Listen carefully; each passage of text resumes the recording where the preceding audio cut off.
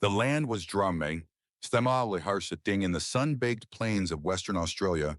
1930 began not with hope, but with hardship.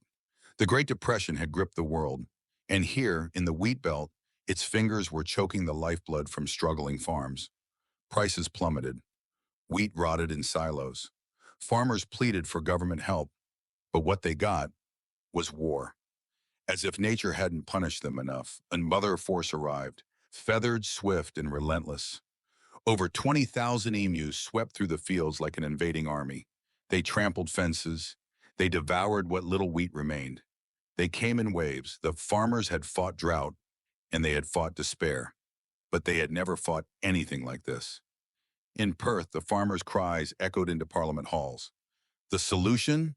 A bold, some would say bizarre, decision. Deploy the military. Guns, men, tactics of war against birds. Major G.P.W. Meredith of the Royal Australian Artillery was assigned to lead the campaign. His mission, eliminate the emus, swiftly, cleanly, decisively. 3 districts, over 1 million acres, open plains where shadows vanished at noon, and somewhere in that vastness, the enemy waited. The emus did not know war had been declared, but they were ready, in ways no one could imagine. And so with barrels loaded and orders signed, the Emu War began. In November 1932, the Australian government did the unthinkable. It mobilized soldiers not against a foreign army, but against birds. 2 Lewis machine guns, 10,000 rounds, 3 trained artillerymen. Their mission? Repress an emu uprising in the farmlands of Western Australia. Led by Major G.P.W. Meredith, the unit drove deep into the wheat belt, a stretch of land where the dust never settled and the birds always moved. Scouts sighted them before contact. Hundreds of emus, tall and fast, almost spectral, darting between fence lines like ghosts of the bush. The campaign was divided into zones: Campion, Chandler, and Walgoolan, each a swath of farmland under siege. What once were wheat fields were now combat sectors. Each day before sunrise, the soldiers waited in ambush. They watched fence gaps, lined up their sights. Farmers stood beside them, praying this would work. And the emus came, fast, focused, and in large numbers. Their legs moved like pistons. Their heads stayed low. They weren't wandering. They were advancing. Meredith issued the command: hold steady, wait until they close the distance. One shot wouldn't do. It had to be a barrage. A finger curled on the trigger. Heartbeats rose, breath misted in the early morning air. The emus didn't slow down. It felt surreal. This was not a battlefield, not in the traditional sense, but to the men stationed there, it might as well have been. The enemy was intelligent, elusive, and watching. This was not going to be the quick campaign they had expected. November 2nd, 1932. At last, the birds arrived. Over 100 emus approached in formation, their long necks scanning the horizon, their legs kicking up red dust. It was a sight as surreal as it was unstoppable. The trap was set, soldiers hidden, guns loaded. Major Meredith gave the signal. The machine gun opened fire. The birds bolted. Not one fell. A jam.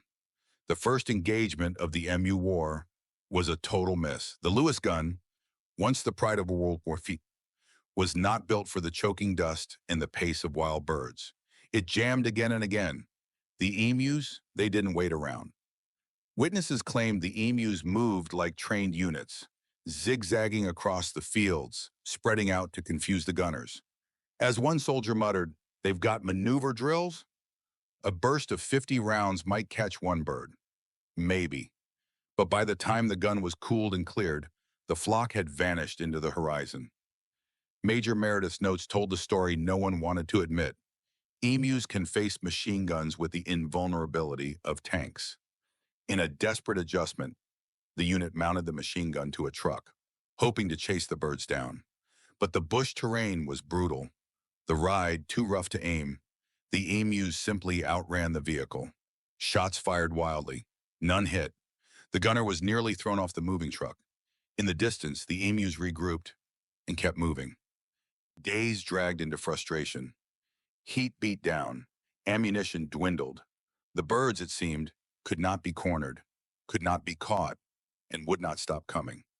One soldier swore a bird looked straight at him before vanishing into the scrub. It wasn't just a battle anymore. It was something stranger. The emus were fighting back. By the end of the first week, the soldiers had fired hundreds of rounds. The score? Emus, several hundred casualties.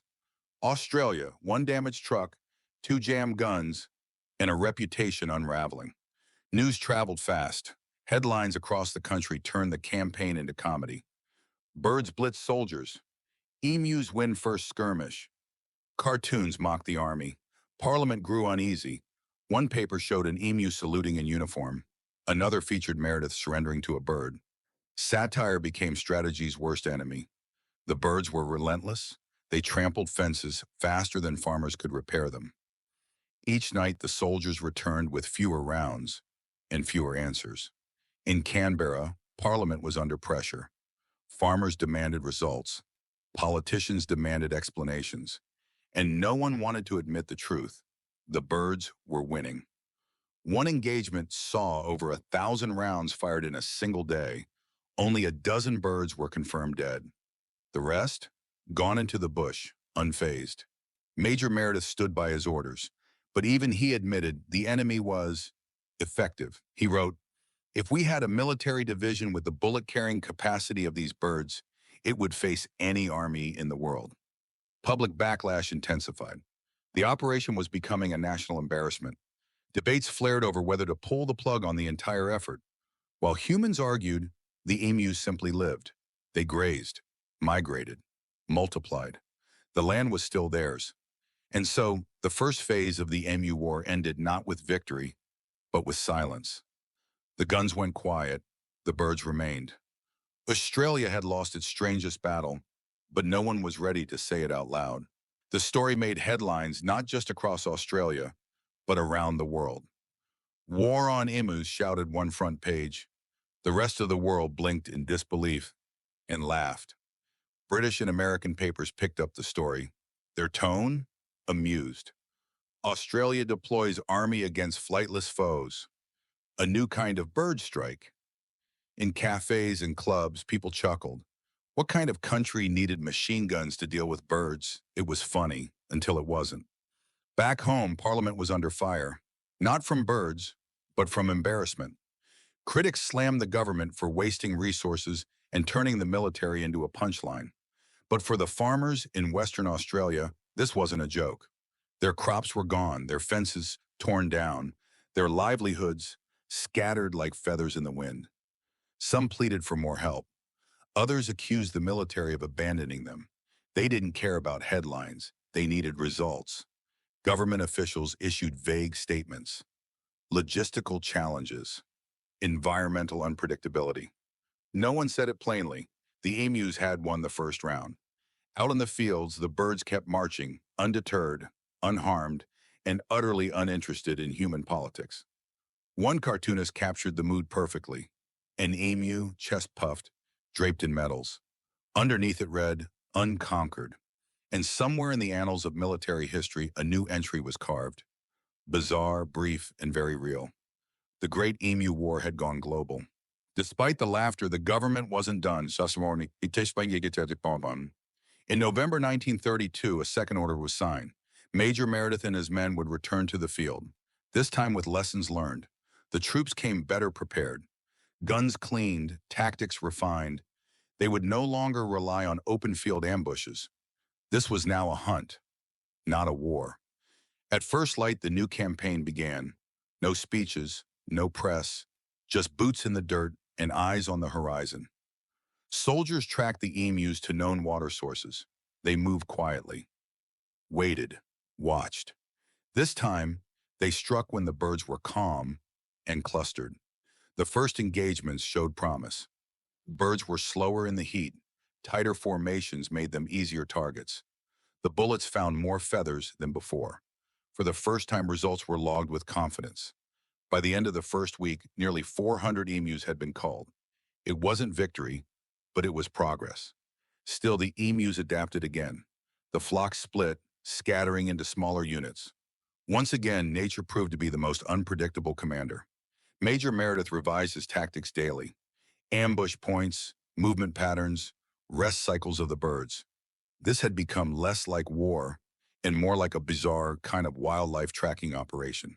The emus had another advantage: camouflage. In tall grass and shadows, they became ghosts, vanishing before a shot could even be taken. By mid-December, the second campaign slowed.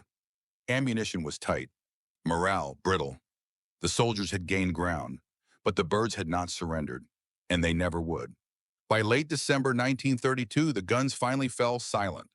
The second campaign had claimed just under 1,000 birds, a fraction of the tens of thousands still roaming freely. The war was over. There was no victory parade, no official surrender, only a quiet statement from the Ministry of Defense acknowledging that the operation had ceased. Over 10,000 rounds had been fired. Roughly 986 emus were confirmed dead. That's about 10 bullets per bird. By military standards, it was a tactical misfire. By nature's standards, a minor inconvenience. The emus returned to their migration routes, unbothered, unimpressed. They had outlasted bullets, trucks, tactics, and time. Meanwhile, the real damage remained with the farmers, who had lost crops, income, and faith in the system. Eventually, the government offered some compensation, but it came far too late. Major GPW Meredith returned to his unit with no medals, but plenty of stories. To his credit, he had followed orders to the end. The failure wasn't his. It was the mission itself. In time, the Emu War became legend, subject of late-night jokes, satirical cartoons, and even collector memorabilia. Australia had gone to war with birds and lost. The world wouldn't let it forget. Today, students across Australia learn the tale in history class. Most laugh. But behind the humor lies a lesson about pride, planning, and the danger of underestimating nature.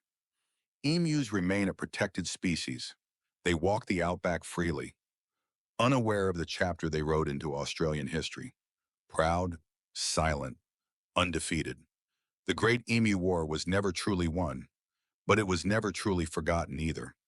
It stands as a peculiar monument, not just to military miscalculation, but to the enduring mystery of nature's quiet defiance.